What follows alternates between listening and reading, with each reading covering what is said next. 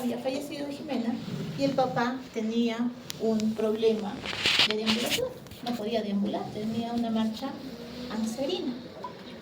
Y nadie preguntó, nadie averiguó sobre antecedentes, factores de riesgo. Ustedes saben que en la neonatología son importantes los factores de riesgo. Y pues Jimena se escapó del primer serumista, pero a los 6 meses ya es un diagnóstico tardío, ¿no? El diagnóstico se tiene que hacer lo más precoz posible. Y finalmente Jimena acabó operada, igual ahora ya puede caminar, pero sin embargo tiene pues una limitación, ¿no? Vamos a ver si funciona esto. ¿Qué pasó? ¿Será esto? Ok, acá será, ¿no? Cancelar, ¿no? No quiere. A ver aquí. Me responde mejor. Hay más o menos un 30, un 40% de aprobados, los demás han desaprobado. Hay notas bien bajitas y notas, la más alta creo que está en 16, no recuerdo exactamente. Pero estamos en la mitad, así es que todavía hay oportunidad de aprobar pediatría 1, ¿cierto? Y mientras sigan vivos, hay esperanza. Y también tienen mucho que aprender, ¿ya? Como dice Yoda. Si es que no se rindan, sigan estudiando, la idea es que aprendan, no que aprueben. Bueno, también que aprueben, ¿no? Pero que aprendan. Porque ustedes van a ser los médicos del futuro. Probablemente cuando yo esté más viejita, uno de ustedes va a ser mi geriatra, ¿no? Ya me falta poquito, ¿ah? Me faltan unos pocos años para pasar a la etapa de geriatría. Bueno, saben que la clase es problemas ortopédicos y del recién nacido. Vamos a desarrollar todas estas patologías. Esperemos que nos alcance el tiempo. Ok, entonces, las patologías ortopédicas en la etapa neonatal, gracias a Dios, gracias a la fisonomía del neonato, son patologías que si uno las diagnostica de forma precoz, el neonato se va a recuperar, casi en un 90%, dependiendo de la patología, ¿no? Entonces, yo tengo que evaluar la parte ortopédica. Tengo que hacer una evaluación osteomuscular de mi neonato como parte de mi examen físico neonatal. No puedo obviarlo, ¿ok? Saben ustedes que cuando nace el neonato le hago unas maniobras, ¿no? 2 maniobras, que son las maniobras de ortolano y de Barlow, ¿no es cierto? Recuerden que esto es importante, sí o sí tengo que hacer la evaluación ortopédica, ya eso no puede pasar. Fíjense que este tema no les gusta a mis colegas, nadie quiere hacer ortopedia en el curso de pediatría. Y bueno, siempre me lo han dejado a mí, pero y ahí estamos. A mí tampoco es que me guste mucho la ortopedia, pero bueno, siempre hay cosas que sí debemos de saber en la etapa neonatal, ¿ya? Y bueno, lactante, porque esto abarca varias etapas. Entonces, ¿qué vamos a desarrollar? Displasia del desarrollo de cadera, pivot, metatarsoaductus, polisindactilia y focomelia. Okay. Entonces, avanzamos. El término de displasia del desarrollo de cadera engloba varias alteraciones, ¿no? El acetábulo, la cabeza del fémur y la composición de ambos, ¿no? El término displasia del desarrollo de la cadera en realidad es una traducción mal hecha, ¿no? ¿Por qué? Porque si averiguamos, si hacemos la consulta a la Real Academia de la Lengua Española, displasia significa una alteración del desarrollo de un tejido o de un órgano. Entonces aquí hay una redundancia. Entonces, actualmente ya no, muchos ortopedistas, traumatólogos ya no llaman displasia del desarrollo, simplemente displasia de cadera. ¿Okay? El término de luxación, subluxación o luxación congénita, como antes también antiguamente se denominaba, también ya se deja de usar porque eso solamente abarca a un componente de toda la displasia del desarrollo de la cadera. ¿Okay? ¿Se acuerdan de displasia broncopulmonar? Han hecho clases hace poco, que es una alteración del tejido pulmonar. Entonces es igual acá, ¿no? Es una alteración del tejido o de la cadera que involucra todo lo que es la articulación, ¿no? Entonces, cuando hablamos de displasia, vamos a distinguir tres situaciones posibles. La displasia como tal, la subluxación y la luxación. Y si hablamos de luxación, a la vez se va a subdividir en dos tipos, que es la teratológica o la teratológica y la típica, ¿no? Y esta es la atípica, ¿ok? Y en esta foto vamos a ver las tres componentes. En la foto A, acá, vamos a ver, ¿esto qué es? Es el femur. Y no tengo pulso, ¿no? Mucho escribo en la computadora. ¿Qué es esto? ¿Qué es esto? ¿Qué placa radiográfica de qué es esto? ¿Qué es esto? Es una cadera, ¿no? Ya, esta es la cabeza de fémur. ¿Qué es esto? Femur. El fémur. ¿Qué es esto? Acetábulo. Cresta ilíaca. Este es el ilio, ¿no es cierto? Este es el ilio. ¿Y qué es esto? Acetábulo. Ese sería el acetábulo. ¿Y qué es esto? El pelvis. Este sería el isquio, ¿no es cierto? Ya. Entonces, ustedes ven acá un borde irregular, ¿sí? Como un tejido anómalo, ¿no? Esto es la displasia. Entonces, esta primera foto es de una displasia de cadera. Vamos a ver acá. Esta, véanlo tridimensionalmente. Todo esto viene a ser el fémur. Acá está la cabeza del fémur. Véanlo como que si esto estuviese un poco adelante de todo el hilo, ¿sí? Y un poco hacia adelante y hacia arriba, ¿no es cierto? Pero todavía hay un contacto con el acetábulo.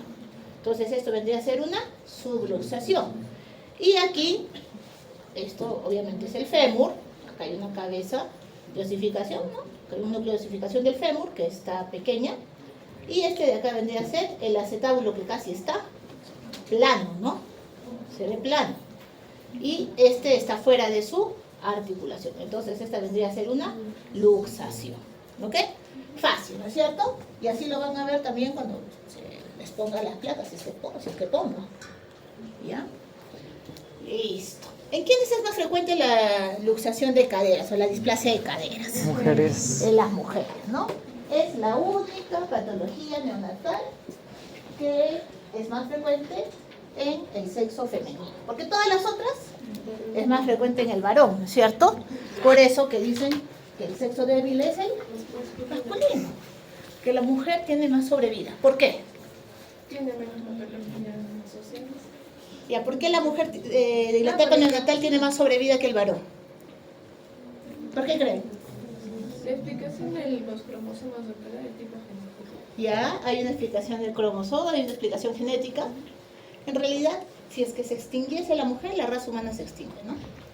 Si se extingue el varón, la mujer se vuelve hermafrodita, ¿no? No, mentira.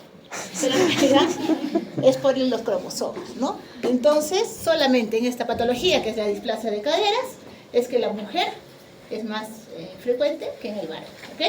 Y también es más frecuente en la raza blanca. Entonces, ¿en nosotros será frecuente? ¿En los peruanos? ¿En Perú? Nosotros somos mestizos, ¿no? Todos somos mestizos. Todos tenemos de inca o de mandinga. ¿Ok? Y hay de todos. Hay trigueños, blancos, chinos, yo qué sé, morenos, osanos. Entonces, hay de todo en el Perú. Pero, mire, ahora vamos a ver un estudio que se hizo en el Perú. La verdad, yo no encontré muchos, encontré solo uno en Arequipa. Entonces, es más frecuente en la raza blanca. Y si vemos incidencias en Inglaterra, China, África, es muy poco frecuente, ¿no es cierto? En la raza negra, ¿no? En África es muy poco frecuente. Y bueno, es más frecuente en mujeres que en varones, en una relación de 8 a 1. Listo. Es más frecuente la presentación unilateral. ¿Y cuál es la cadera que más se luxa? La izquierda. ¿Por qué? ¿Y a cuál? La posición intraútero. ¿Cuál es la posición intraútero? Fetal. Del feto. Ya, ¿por qué en cucharita? A ver, alguien que diga todo. Rápido. Nadie. ¿Tienen una idea? Es por la posición del feto en el útero de la mamá. La posición del feto es lateral izquierda. Entonces, ¿qué quiere decir? Que la cadera izquierda del bebé está apoyada en la columna de la mamá. Por lo tanto, el espacio o el movimiento es más limitado. Es por eso que se luxa o hace displasia la cadera izquierda. ¿Ok? Bien. La afectación bilateral es rara, solamente un 6%, y aquí hay que ver asociación en otras patologías, ¿no? Las que son bilaterales hay que buscar una patología asociada. Y en Perú, el único estudio que encontré fue este, hecho por la doctora Marina Midori Caballeros, lo hice en Arequipa, y miren la prevalencia, 18.2, bien alto, ¿no? Si vemos la lámina anterior, estábamos en 13, 14, ¿no? Y nosotros en Perú, aparentemente hay más displasia del desarrollo de la cadera.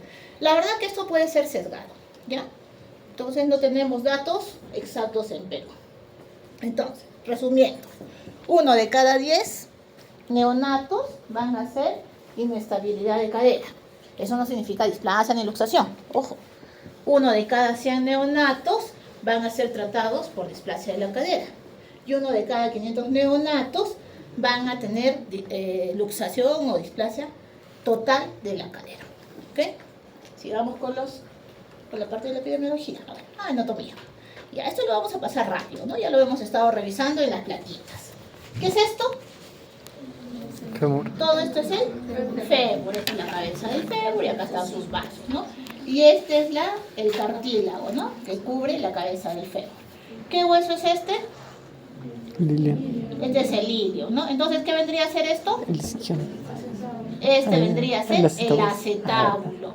Y este cartílago que ven en color celeste, este es el lábulo, ¿ya? Es un cartílago que cubre el hueso para poder, para el movimiento, ¿no?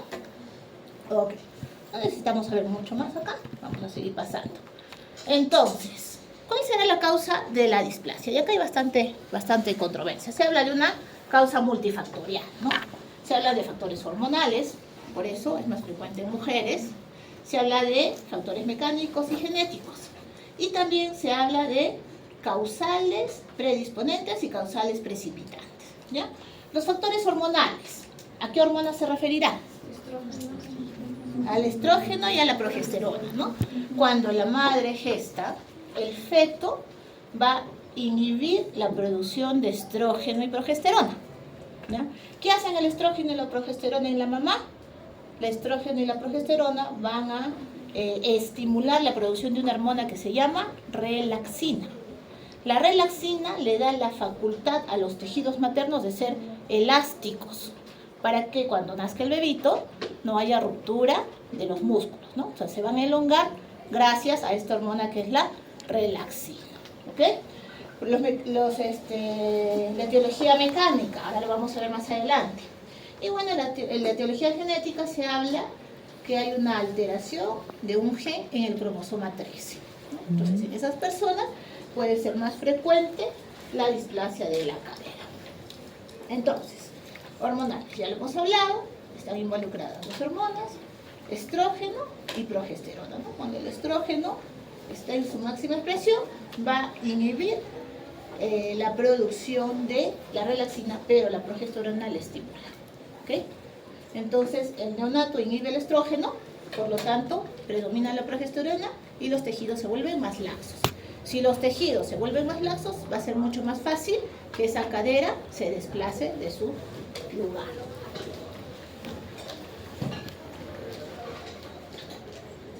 Y acá los factores mecánicos. ¿Qué es el factor común en todos estos? El común denominador. Primogénito, podálico, macrosómico, bueno, las pelvis estrechas, embarazos múltiples, oligohidramnios y estas envolturas, ¿no? Los tamalitos. ¿Cómo le dicen acá a esto? Mancornar, ¿no? Todavía se esa práctica que con gallo, ¿ah? Mancorna a sus hijitos. Ya, ¿cuál es el común denominador en esto? El espacio, ¿se han dado cuenta? El espacio, ¿no? Si es primogénito, entonces todavía la pelvis materna está algo estrecha, ¿no? No se ha agrandado. Entonces, el espacio para el primogénito es un poco más reducido que para los siguientes hermanos. Si está podálico, ¿no? El espacio para poder mover los piecitos es más estrecho. Entonces, la cadera adopta una posición casi permanente que evita que haya contacto de la cabecita del fémur con el acetábulo, ¿no?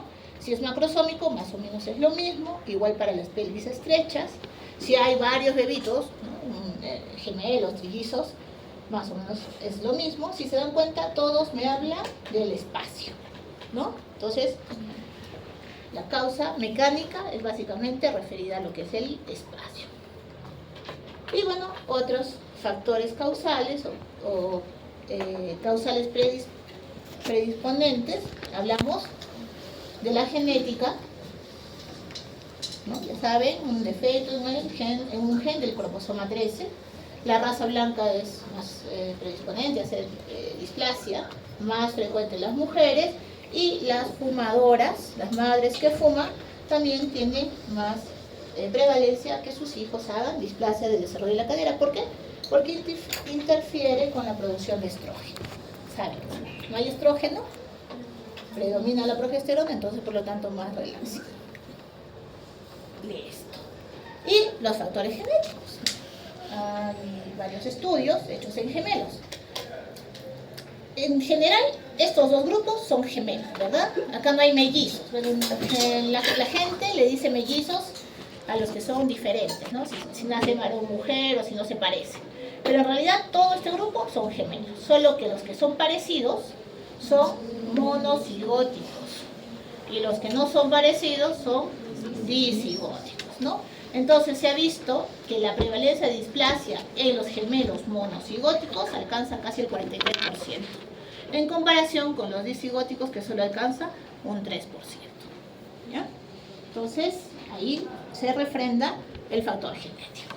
Y en general, los factores de riesgo que están asociados a displasia del desarrollo de la cadera son todos estos, ¿ya? Predominantemente los 4 primeros: la presentación de nalgas, los antecedentes familiares, o sea, que alguien, la mamá, un hermano, tenga displasia también, que sea mujer y que sea primogénita. Ojo, que si yo no tengo estos, pero tengo estos, no quitan que pueda haber un riesgo de desarrollar displasia. Es más, se ha visto que pacientes que no tienen ningún factor de riesgo pueden hacer displasia del desarrollo de la cadera. Y algo que aclarar acá, la displasia del desarrollo de la cadera no se da solamente en la etapa neonatal.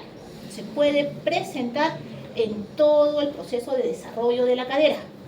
O sea, puede nacer un niño normal, pero que en su proceso de desarrollo lo mancornen, o yo qué sé, se caiga, se fracture, ¿no? Algo que impida que haya un buen contacto de la cabeza del fémur con su acetábulo y se va a generar la displasia de la cadera. ¿Ok?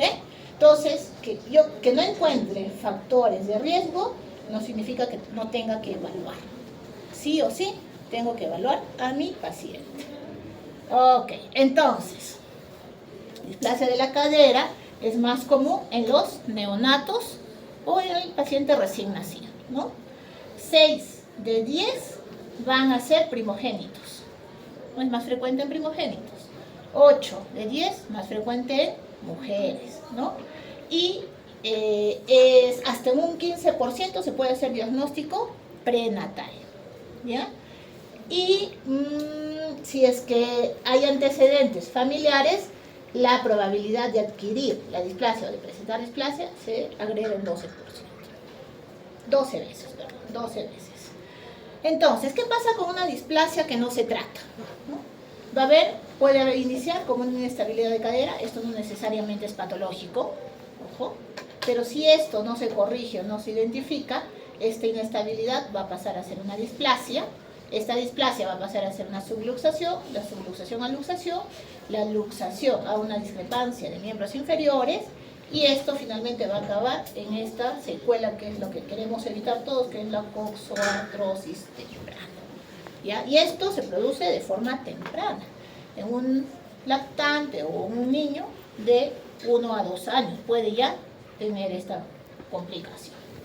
Entonces, ¿qué pasa? ¿Qué es lo que pasa? Si hay mucha relaxina, entonces lo que va a pasar es que los tejidos del feto, del producto, se van a elongar. Al elongarse, pueden salir de su articulación, es decir, la cabeza del fémur va a perder contacto con el acetábulo, ¿no? Esto va a generar un falso acetábulo, ¿ok? O sea, el acetábulo no va a tener un estímulo para seguir su concavidad. Y la cabeza del fémur no va a tener el estímulo para desarrollarse. Entonces, aquí interviene, ¿se acuerdan de este cartílago que es el labrum? El labrum es el cartílago que cubre el acetábulo, ¿cierto? Este labrum se va a alterar, se va a invertir, va a desarrollarse una hipertrofia y un alargamiento de los filamentos, el acetábulo finalmente se va a aplanar y ya no va a haber forma de que ese fémur, de que esa cabeza de fémur encaje en el acetábulo, porque ya va a estar ocupado por un tejido, ¿no? Entonces eso va a hacer que se disminuya el tamaño de la cabeza del fémur y ahí sí, ya definitivamente este paciente va a nacer con una luxación o con una ya displasia. La displasia se puede generar desde la etapa fetal, sí se puede generar desde la etapa fetal. Y esos serían los pacientes más graves, ¿ok? Listo. Entonces, ¿cuál es la clasificación? Se clasifica en habitual o típica y en la teratológica, ¿no? Entonces, la más frecuente es esta, la habitual o típica, ¿no? Que es la que se va a presentar después del nacimiento, ¿ya? Y esta es en un 97% más frecuente que la atípica, la teratológica, la embrionaria o la prenatal. Y esta solamente es un 3%, ¿no? Y esta está presente desde el nacimiento, incluso desde la etapa prenatal. Y si existe esta patología, hay que investigar malformaciones asociadas, ¿no? En el corazón, vía equinovaro y en la columna, mielomeningoceles, etc. ¿Ya? Y la cadera inveterada, una clasificación adicional, es la que se denomina aquella que nunca fue tratada y a los 4 años de edad recién se identifica. Entonces, esta displasia ya pasa a ser una displasia muy complicada, que el tratamiento sí o sí va a tener que ser cruento. ¿Ya? Esa le dicen la inveterada, la que nunca la identificaron. Ok, ¿cómo hago el diagnóstico? El diagnóstico lo voy a hacer según la edad del paciente, ¿ok? Si mi paciente tiene de 0 a 3 meses, voy a usar estas maniobras, ¿no? Las dos primeras las conocen bien, ¿no? La maniobra de Ortolani y la maniobra de Barlow, ¿ok? También puedo usar la limitación en la abducción de la cadera. Lo voy a decir abducción, ¿ya? Para que ustedes me entiendan. ¿Cómo es ¿Qué es lo que tiene un ave? Alas, ¿no? Y para volar, ¿qué hace? Se separa sus alas del centro de la persona. Entonces, cuando uno aleja el miembro del centro, eso se llama abducción. Entonces, para la mnemotecnia le vamos a decir abducción, ¿ok? Ya, así lo voy a decir. No debería, pero para que ustedes se acuerden. Ok, entonces va a haber una limitación en la abducción de la cadera y hay un signo que también podría usar, que es el signo de Shoemaker, que lo vamos a ver a continuación. Ya. Primero Barlow y Ortolani. Como mnemotecnia, los americanos usan esta foto. Dicen que el doctor bueno es Barlow. ¿Quién sería? ¿Torres? ¿Lozano? ¿O quién es? Ok, y el doctor malo es Ortolani. ¿Ok? ¿Por qué? Porque Barlow luxa. ¿Alguna vez se han luxado un brazo, un pie, un dedo? ¿Nunca jamás? Es sumamente doloroso. Yo tampoco, pero sé que es muy doloroso. ¿Ya? Y cuando uno se luxa y lo reducen, se pasa el dolor. Entonces, por eso Ortolani reduce.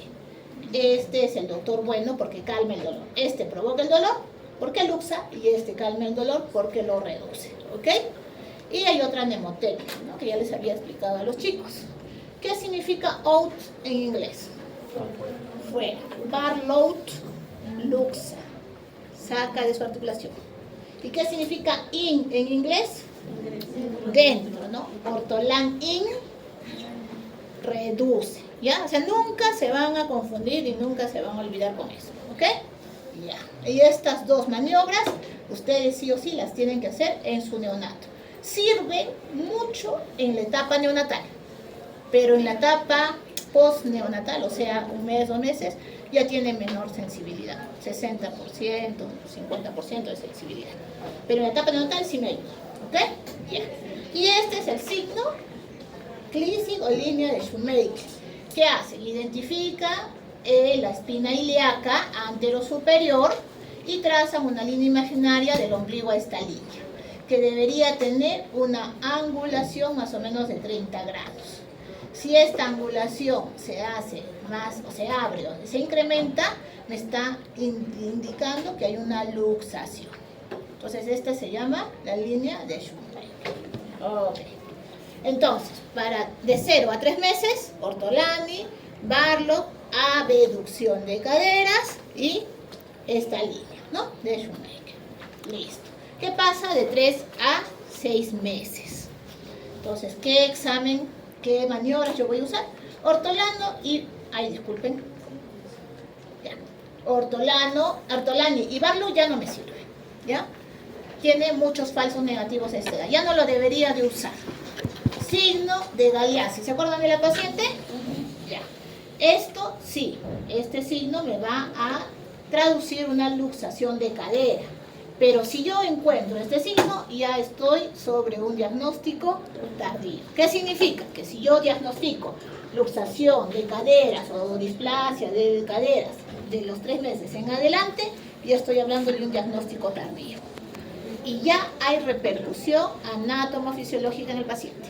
¿Ya? Así le ponga el arnés, así lo opere, yo qué sé, va a haber una alteración. O sea, no va a llegar a su normalidad. Si lo identifico antes de los 3 meses, la cura es casi el 90%. ¿Ok? Ya. ¿Qué más puedo evaluar? La simetría de pliegues. Pero la simetría de pliegues es un signo poco sensible, ¿no? Muchos niños, y ustedes cuando hagan su internado y su serum, van a ver que tienen pliegues asimétricos. Y eso no significa que tenga displasia. Pero, en fin, de todos los pliegues que yo puedo evaluar, ¿cuál es el que más me sirve? Ahora vamos a ver una foto. Y el otro que sí me sirve es la limitación de la abducción de la cadera. ¿Ya? Vamos a ver fotos para que ustedes lo entiendan. Esto es Galeazzi, ¿no? Decúbito dorsal, flexiono la cadera, flexiono las rodillas y si está luxada, un piecito va a estar más arriba que el otro. ¿Cuál es el miembro luxado acá? ¿Este o este? Derecho.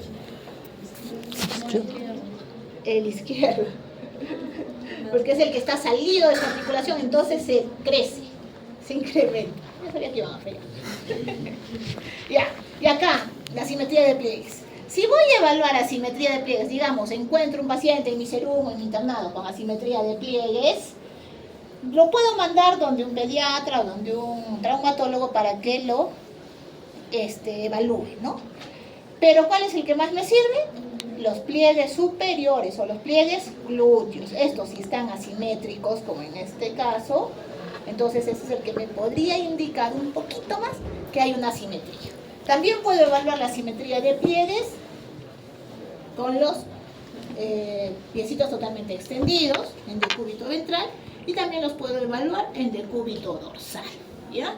Entonces yo lo pongo en decúbito dorsal, flexiono las caderitas y aquí los plieguecitos se van a ver asimétricos. Ahora, ¿qué pasa si las dos caderas están luxadas? Este signo ya no me sirve porque van a estar simétricos, ¿no es cierto? Entonces hay que tener cuidado con eso. ¿Ya? Listo. Esta es la maniobra que más me sirve en esta etapa, que es la limitación de la abducción. Lo pongo en decúbito dorsal, flexiono las caderitas, las junto primero, junto los muslitos flexionados y luego aperturo. ¿Okay? Al aperturar tengo que conseguir en esta edad, o sea 3 meses a 6, un ángulo por lo menos de 45. Si es que el ángulo es menos de 45, a eso se le llama limitación de la abducción. Y si hay limitación de la abducción, muy probablemente hay luxación, displasia, yo qué sé. ¿Ya? En la etapa neonatal tiene que ser más de 60 grados. Incluso si tú le haces al neonato, llegan sus dos muslitos hasta la mesa, ¿no? ¿Alguna vez han hecho eso cuando han tratado de hacer Barlow y Ortolani?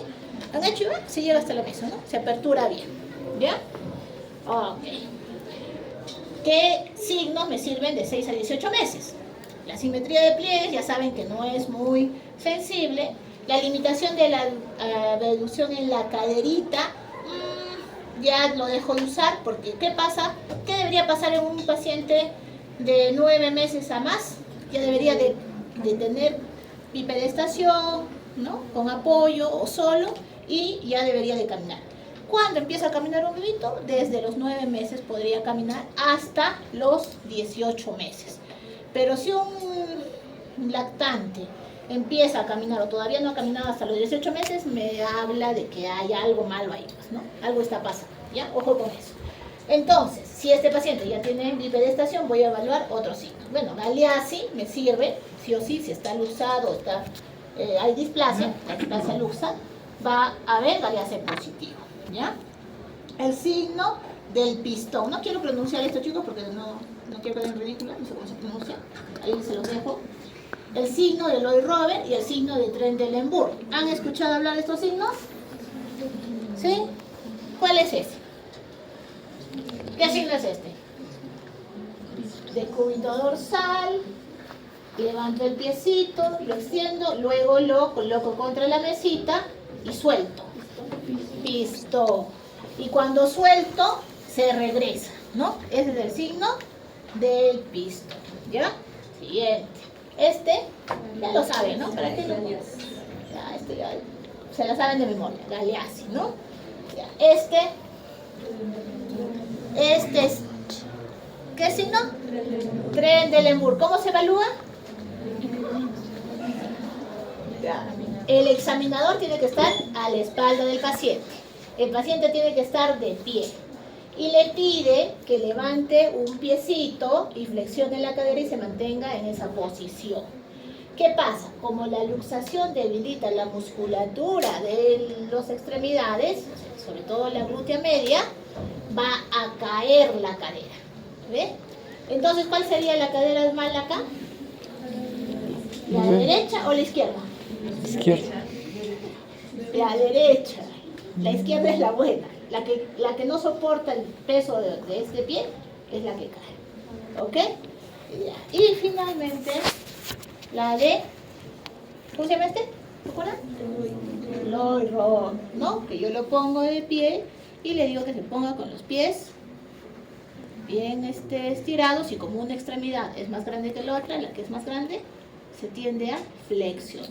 Ese es Lloyd Roberts, ¿ya? Entonces eso es cuando hay bipedestación. Listo. ¿Preguntas hasta ahí? Todo está facilito, ¿no es cierto? Les dije que esta clase es la más fácil de todas. Lo malo es que no ponen preguntas. ¿Qué se puede hacer? Ok. Listo. ¿Qué pasa si el paciente ya tiene 1 año de edad o más, ¿no? Y ya camina. Voy a evaluar ya la marcha. Entonces, la marcha de una displasia se llama marcha anserina. Ahorita vamos a ver unas características. Va a haber una longitud asimétrica de las extremidades inferiores, va a claudicar y va a haber marcha en puntas, ¿no? Marcha en puntas, no se desarrolla bien la marcha. Y va a generar una hiperlordosis lumbar compensatoria. A esto se le llama marcha, todo lo que he descrito es la marcha anserina. Hiperlordosis, deambulación en punta, claudicación. Y cuando camina hay un tambaleo, ¿no? Tambaleo, ¿sí? Esa es la marcha anserina, ¿ya? Listo. ¿Preguntas hasta ahí? Ay, caramba, me pasé. A ver, este es el minuto 58. Este es un video que vamos a ver.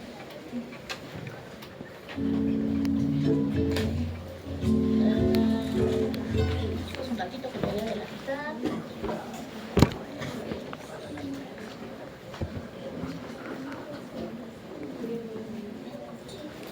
Lo proyecto acá, ahí lo pueden ver bien. Ahí lo pueden ver bien.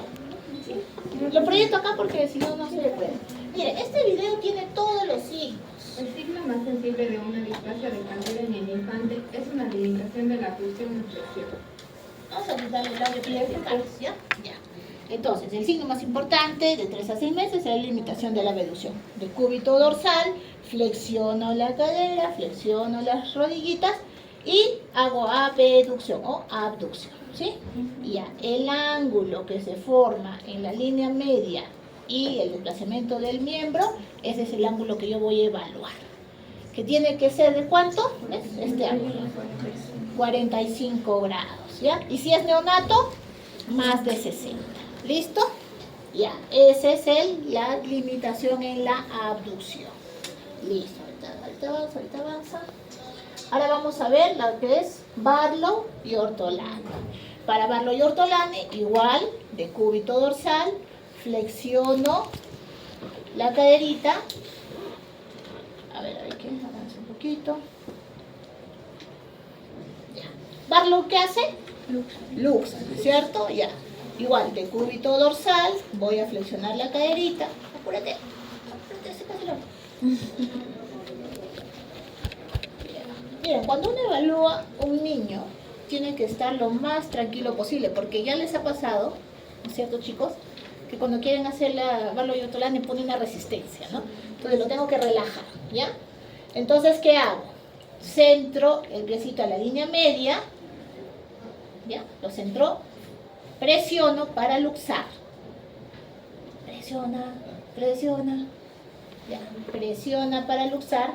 Y si la cadera es luxable, se va a luxar. ¿Y se va a sentir un qué? Un clic. Como el de Tula. ¿Sí conocen a Tula? No, ese es de mi generación, ¿no? ¿Quién ha hecho clic acá? ¿Sí saben lo que es un clic? ¿Entre alguien? ¿Entre dos personas? Match, ¿no? Ah, ese es el clic de mi época. En mi época se decía clic, en su época se dice match. ¿Ya? Bueno, ya. En realidad no se siente un clic. Se siente un clock. ¿Ya? Clic puede ser normal, ojo con eso, pero la diferenciación entre un clic y un clock dicen que solamente lo hace el especialista. Bueno, ya, para términos generales y a fin del examen, clic, ¿ok?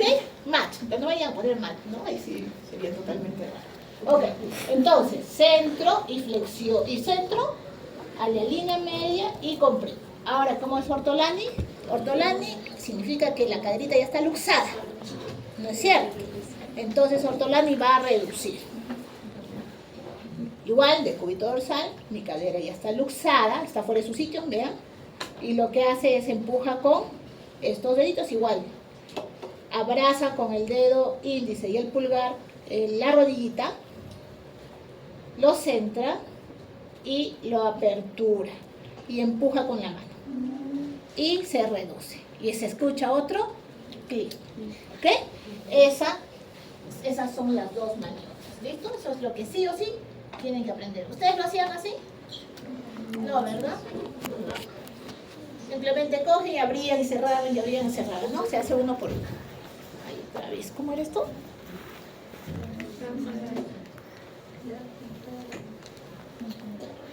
Uy.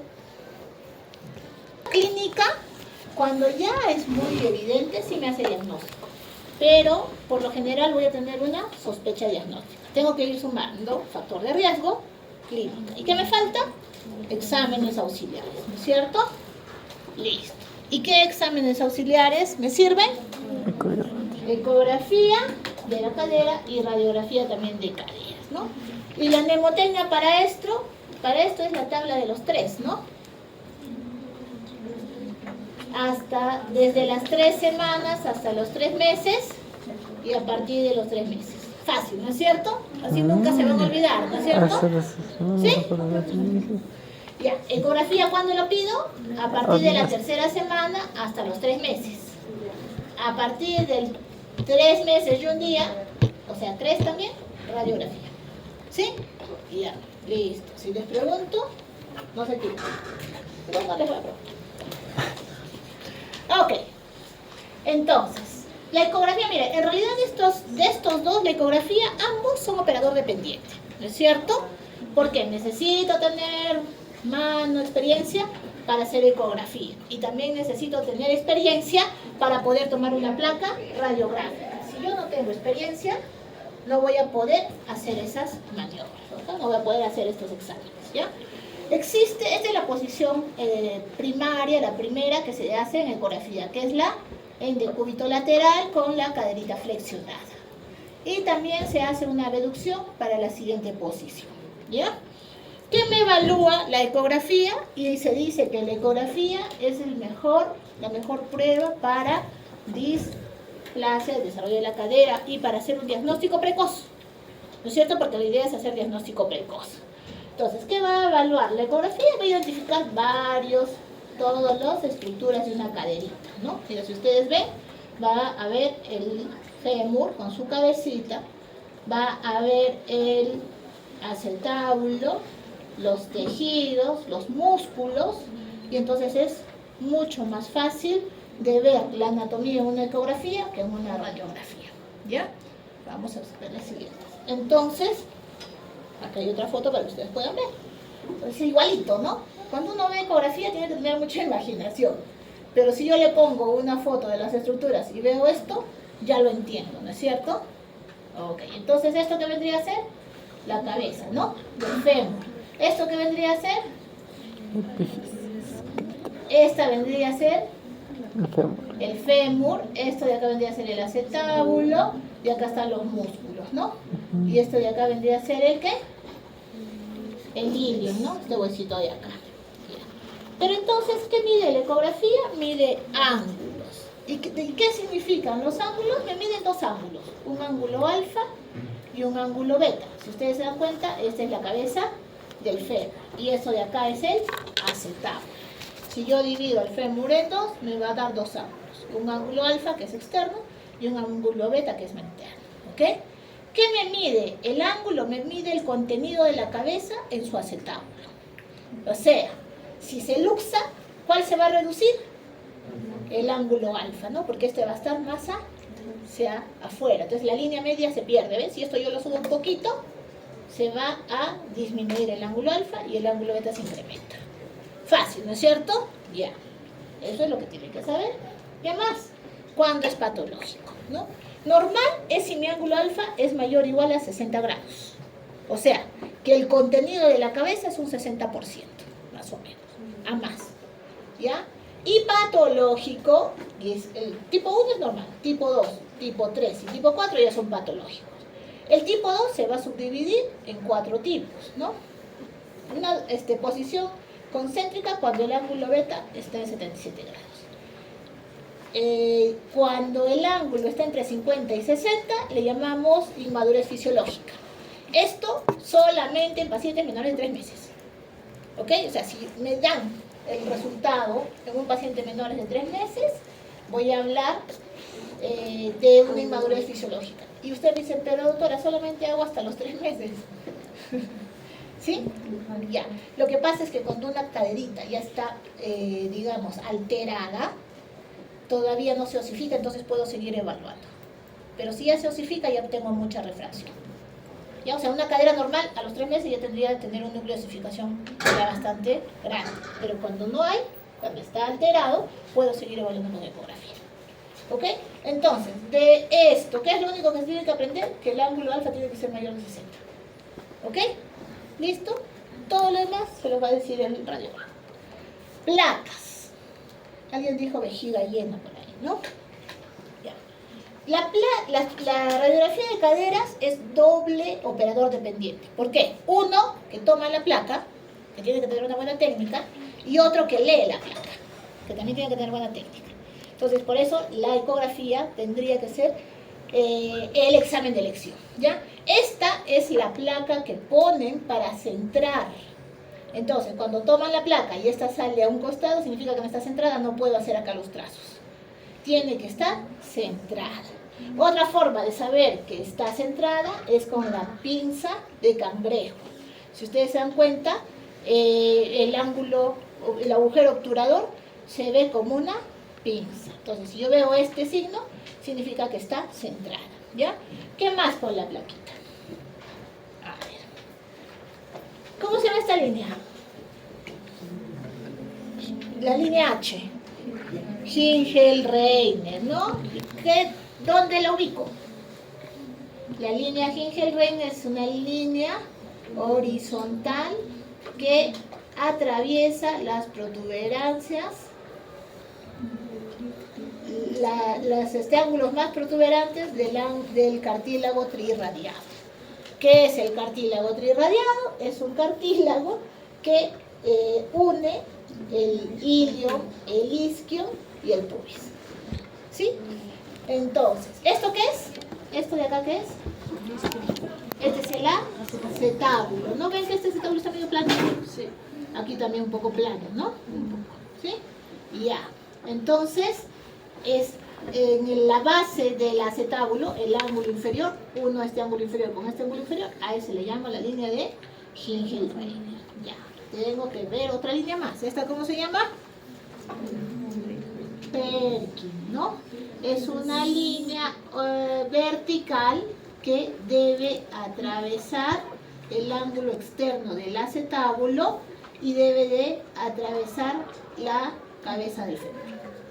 Que es una línea vertical y tiene que formar 90 grados con la línea de Hingelreiner, ¿ya? Listo. Esto me divide en 4 cuadrantes, ¿ya?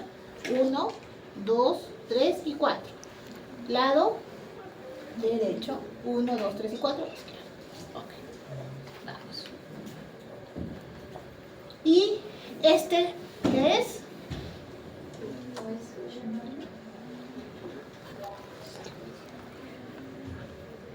¿Este es el ángulo acetabular? No, ¿verdad? No, ¿verdad? Este trazo me sirve para definir si esto está centrado o no. También es una placa o es un ángulo, una línea, perdón, que me sirve para definir si mi placa está centrada. Esta parece sí estar bien centrada. Ven acá las pinzas, ¿no? Y parece que sí la columna está en medio. Bueno, veamos. ¿Dónde está el núcleo de osificación?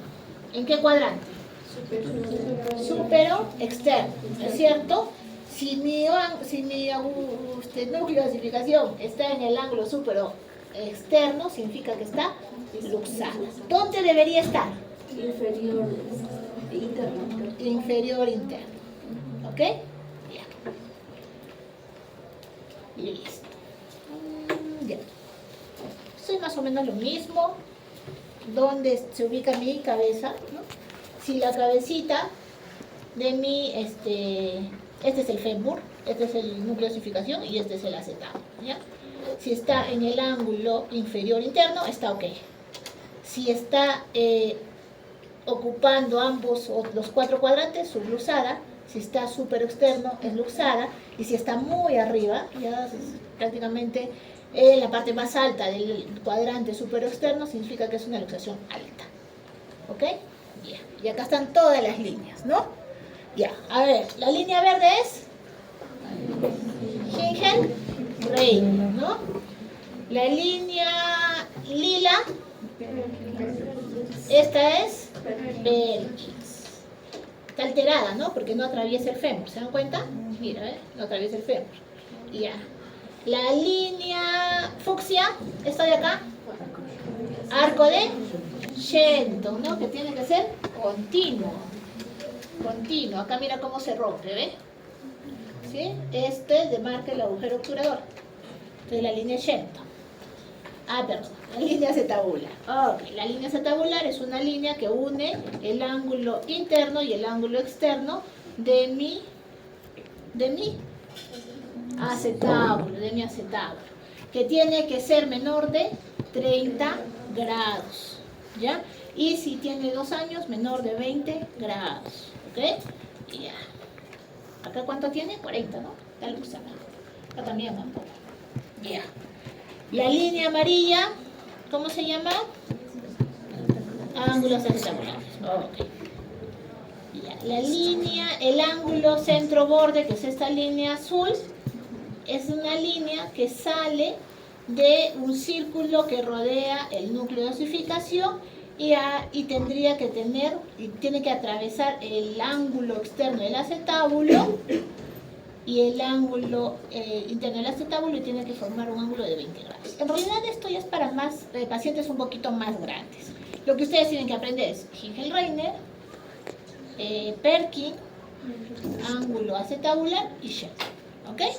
Todo lo demás es información extra para los que quieran ser traumatólogos, ortopedistas o lo que de C. Y bueno, el arco de Calve es este arco, que también tiene que ser continuo, igual que el de Shenton. Igual esto también se ve en pacientes más grandes, ¿ya? Adultos incluso. Y acá miren cómo se rompe esa línea, ¿eh?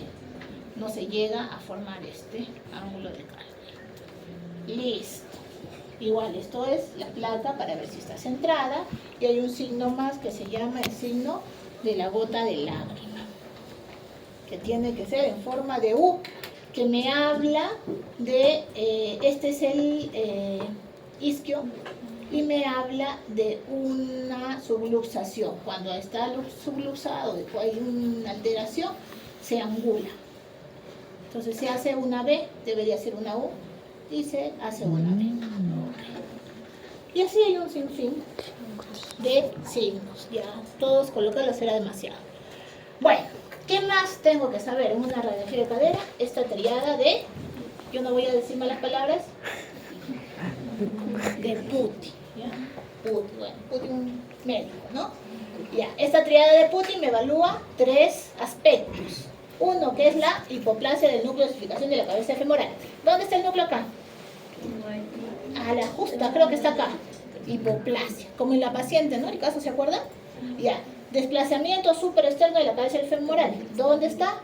Trazo mil cuadrantes supero externo. Y ángulo acetabular aumentado. Todo, ¿no? Esa es la triada de... Todo me habla de una luxación de caderas. ¿Y cómo se trata? ¿Qué acaba? ¿Quiere que lo pase? Tenemos tiempo. Ya acabamos ahorita. Ya. ¿Cómo lo trato? Hay 2 tipos de tratamiento. Uno que es incruento y uno que es cruento, ¿no es cierto? Y el objetivo de ambos es la reducción concéntrica y estabilizar la cadera y sin provocar necrosis avascular de la cabeza del fémur, que esa sería la complicación del tratamiento más severo, ¿ok? Vigilar el desarrollo acetabular, realizar osteotomía si existiese una displasia acetabular. Ok. Entonces, el no cruento o no quirúrgico, existen varios, pero el que más se recomienda es el aparato de Pavlik, ¿ya? El cojín de Fresh, botas de yeso ya no están recomendados. Ahora incluso hay aparatos de Pavlik que son móviles, ¿no? Antes los colocaban con yeso, los fijaban. Imagínense, 6 meses con eso. Era terrible para los pacientes, ¿ya? Aparato de Pavlik y este es el cojín de Fresh, ¿ya? No se usa doble pañal, triple pañal, 4 no sirve, ¿ok? Si es que ya hay displasia, se tiene que usar este aparato de Pavlik. Listo, y acá están las partes. ¿Qué es lo que hace el aparato de Pavlik? Genera una abducción, una abducción, de tal forma que obliga que la cabecita del fémur tenga contacto con su acetábulo. Y eso estimula el crecimiento de la cabeza del fémur, por lo tanto la concavidad del acetábulo, ¿ya? Pero eso tiene que ser permanente. En Perú, en la selva, no hay displasia de cadera. ¿Por qué? Es rarísimo. ¿Cómo cargan las selváticas a sus bebés? Así. Siempre en la cadera, Ajá. ¿no? Piecito acá y el bebito está sentado en su cadera. Entonces, ¿qué está haciendo el bebito? Es abducción. ¿Sí? Listo. Entonces son más caderonas. Ya. Entonces, los tratamientos quirúrgicos, tenotomía de deductores, etc. Esto ya no, ustedes no lo tienen que saber, salvo si quieren ser traumatólogos. ¿Cuántos traumatólogos va a haber acá? ¿Traumatólogo pediatra? Da plata. Bastante plata el traumatólogo. Ya. ¿Y cuáles son las complicaciones del tratamiento ortopédico? La más temida, la necrosis ósea vascular de la cabeza del fémur. Y también puede haber una parálisis del nervio femoral. Estos son en relación al tratamiento. El aparato de Pavlik puede generar esto, parálisis del nervio femoral, cuando se usa por mucho tiempo. Entonces se tiene que estar evaluando. ¿Listo? Ya. Entonces, estos son los puntos que ustedes sí o sí los tienen que memorizar, porque esto les va a servir para su práctica privada. Primer punto. La displasia del desarrollo de la cadera sigue siendo una causa importante de artrosis. Incluso se ha visto que pacientes adultos que han hecho artrosis y que finalmente han acabado con implantes, han tenido displasia del desarrollo de la cadera no diagnosticada. Casi un 30%. Hay unos estudios. Siguiente, no hay factores modificables que puedan aplicarse sobre la prevención primaria de la displasia. O sea, prevención primaria significa fetal, ¿no es cierto? No existe. ¿Ya? ¿Quién va contra la genética, contra que sea mujer, varón? Eso es difícil. Tercero, la presencia de factores de riesgo aumentan la probabilidad. Entonces, si yo encuentro un factor de riesgo, lo derivo al pediatra o al traumatólogo, o uno que quiera los niños. Cuarto, el diagnóstico es clínico en la etapa neonatal, con parlo y ortoglano. ¿Okay? Quinto, la simetría de pliegues no me sirve. Si yo encuentro, mejor lo derivo, peco por exceso. ¿Ya? Sexto, sobrediagnosticar es mejor que omitir. O sea, pecar por exceso. No importa, yo lo mando, aunque el traumatólogo, ¿por qué me mandaste? No importa. Pero si el traumatólogo lo vio y descartó, bien por el paciente. ¿Ok? Séptimo, la ecografía antes de los 3 meses y la placa radiográfica después de los 3 meses. Séptimo, tratamiento, reducción de la cadera con aparato EPABLIC, y si es que ya hay mucha complicación o es más de 4 meses, necesito tratamiento ya cruento.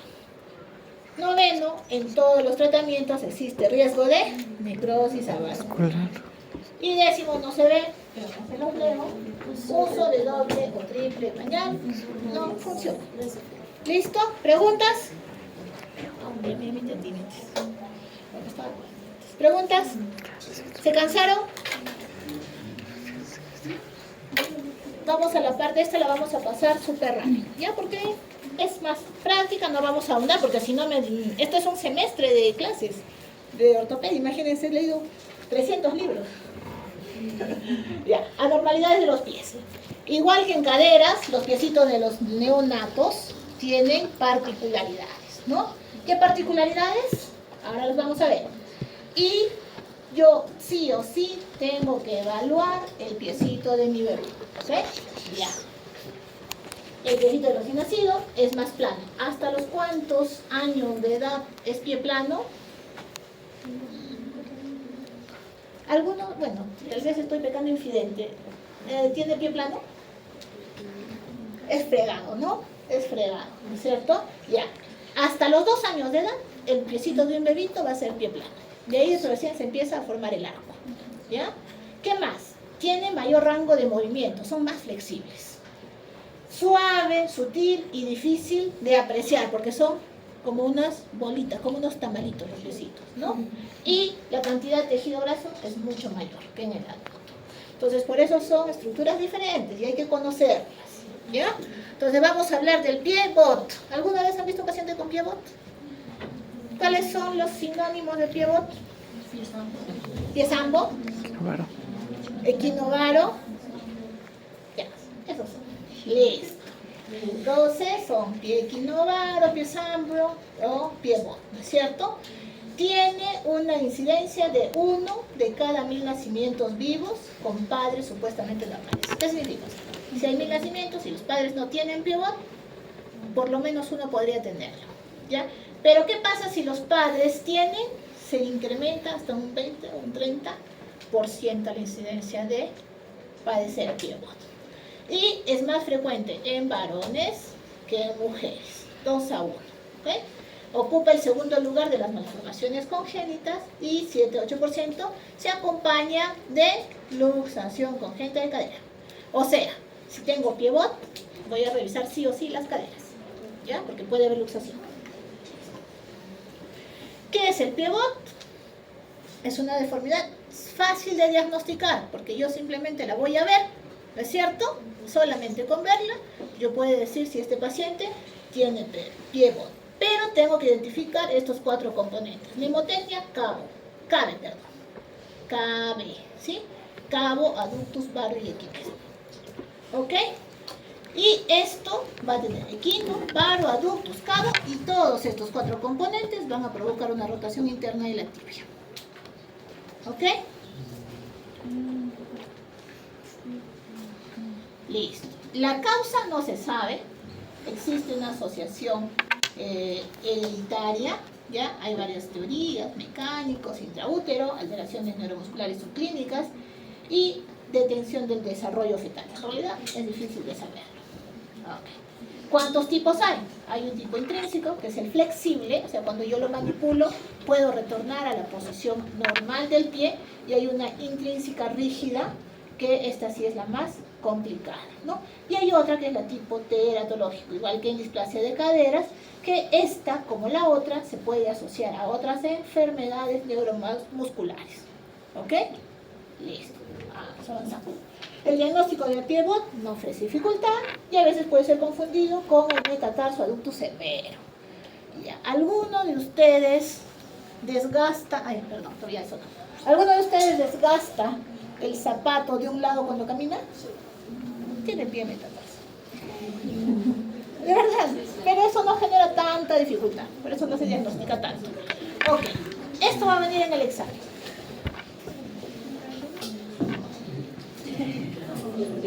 El score de Di-Medio y el score de Priori. ¿Está bien? No, esto es para traumatólogos, ni sé interpretar.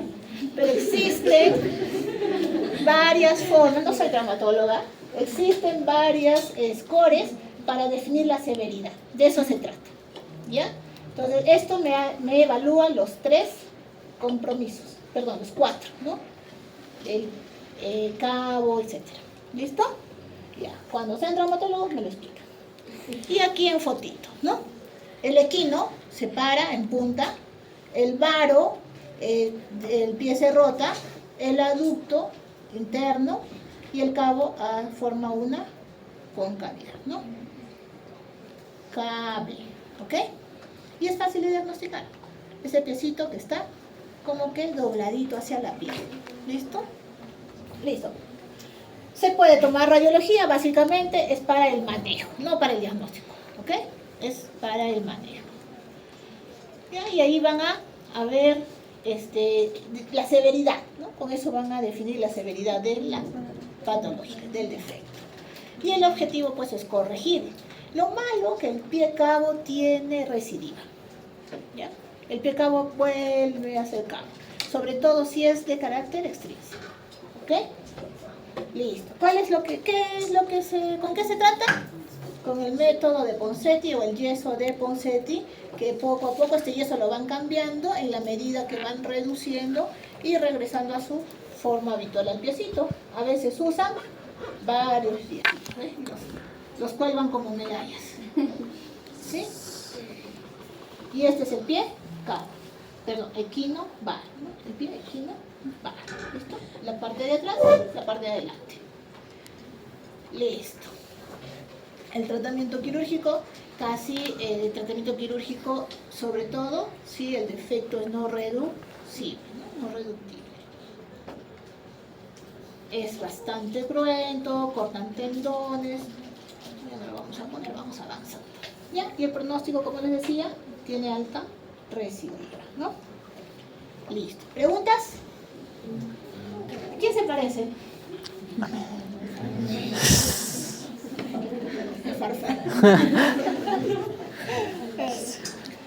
Bien, vamos a avanzar. ¿Están así? ¿Cuánto nos queda? ¿Me van diciendo la hora, chicos? 8 minutos. Ya, metatarsus aductus. ¿Qué es el metatarsus aductus? Es la desviación del piecito hacia la línea media, ¿sí? Los pies hacia la línea media, ¿ok? ¿Y por qué ocurre esto? Porque va a haber una alteración, una deformidad de los planos transversales, sobre todo de las articulaciones que componen la articulación del disfragma. Ok. Diagnóstico. ¿Cómo diagnostico? Con la prueba del dedo. Uso mi dedo medio y mi dedo índice y coloco el piecito del bebito en medio. Y voy a ver esto, ¿ok? Le trazo una línea en este ángulo. trazo una línea acá, ¿sí? Una línea imaginaria. Si es que la línea atraviesa el tercero y el cuarto dedo, es normal, ¿sí? Si es que está más hacia mi tercer dedito, eso es ligero. Si está en el segundo, moderado, y si ya llega al tercero de esa línea, está severo. O sea que el piecito se ha ido inclinando a la línea media. ¿Ok? Por eso, si ustedes ahora se examinan en su casa, probablemente tengan metatarsos adultos. Pie normal y piecito que está inclinado hacia la línea media. ¿Listo? Fácil, ¿no es cierto? El tratamiento, por lo general, es terapia física, pero si ya es una cosa muy severa, sí también va a necesitar yesitos. Listo. ¿Qué es polidactilia? Y sindactilia. ¿Cuánto? Polidactilia, Varios. varios dedos. Sindactilia, Juntos, unidos. muchos dedos. Unidos. Voy a ver el nombre porque no me acuerdo, pero ahorita les voy a decir. Que voy a ensayarles una foto. Ya, polidactilia significa que hay más de 5 dedos por extremidad, ¿no es cierto? Y sindactilia que hay fusión de dedos. Por si acaso no significa sin dedos, ¿ah? Sino fusión de dedos. Ya. Entonces, la incidencia de la polidactilia, o sea, los dedos supernumerarios, es el mismo que en ambos sexos. Acá no hay una diferencia, ¿ya? La causa principal, se piensa que es genética, sí, pues cuando nace un bebé con polidactilia, pregunta si algún familiar tiene y probablemente sí tenga. Afecta a los dígitos fronterizos, ¿ya? En los medios es rarísimo. Y el tratamiento es, pues, básicamente es quirúrgico si hay hueso y si no, y más estético, ¿no?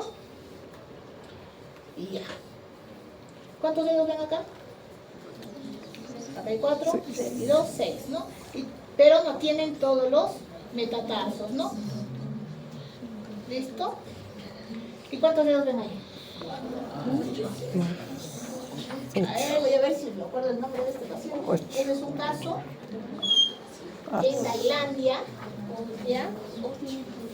Estos son sus pies y estas son sus manos, ¿ah? Por si acaso.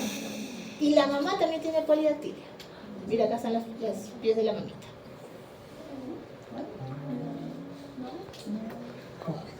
Este bebé tiene 33 dedos. Es un caso anecdótico, está en el libro de récord Guinness. Incluso lo catalogaron como un ser supremo, etcétera, ¿ya? Listo. Entonces, la sindactilia, ¿qué es peor, la polidactilia o la sindactilia? Bueno, en este caso peor era la polidactilia. Pero ¿qué es la sindactilia? ¿Por qué? Porque la sindactilia se asocia a otros problemas genéticos, ¿no? Entonces, los síndromes, hay varios síndromes de Cornelia-Di-Lange, los síndromes de Down-Edwards, de Patau, etcétera, van a tener sindactilia. Entonces, si tiene sindactilia, tengo que buscar algo, ¿ok? Es peor sindactilia que polidactilia. Y aquí la clasificación, ¿no? Es de clasificación de grado 1, si se fusionan los dedos del medio y así. Lo importante es que sepan es que es fusión de dedos, no significa que no tenga dedos, ¿ya? Por si acaso. Listo. Como les decía, la sindactilia compleja se va a asociar a varios síndromes, ¿no? Down, Carpenter, Cornelia-Lange, etc. Listo. Listo. Y este es un dedito de un pacientito del hospital, que era un patao, ¿no? Dedo en pinza. Así se llama. Sindactilia. Y focomelia. ¿Qué es la focomelia?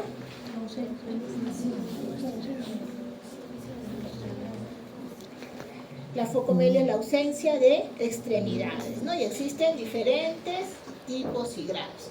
Antiguamente estaba asociado a ¿qué medicamento? Talidomida, ¿no? Talidomida.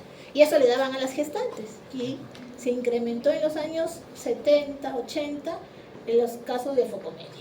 Lo identificaron y lo retiraron de la FDA, ¿no? También se le conoce como síndrome de Roberts o la pseudotalidomida, ¿no? Listo. Tiene también varias causas, ¿no? asocia a bandas, por ejemplo, las bandas amnióticas, y también hay algún factor genético. Si es que hay focomelia, tengo que evaluar otros sistemas, ¿no? Genitales, corazón, etc. Focomelia, que de las 4 extremidades, ¿no? Aquí del brazo, solamente tiene antebrazo y también en las manos. ¿Y quién es él? ¿Sí? ¿Sí? Es un orador, ¿no? Tiene su hijito, todo. O sea, ¿qué significa? Que la focomelia no lo limita, ¿no? Es exitoso. Acá hay otro también, un jugador de fútbol colombiano, Santiago Arroyave, que tiene focomelia y está en primera división. Entonces, si ellos pueden ser futbolistas, oradores, ¿no? Ustedes pueden aprobar pediatría, chicos. Sí se puede. Sí se puede. Listo. ¿Preguntas?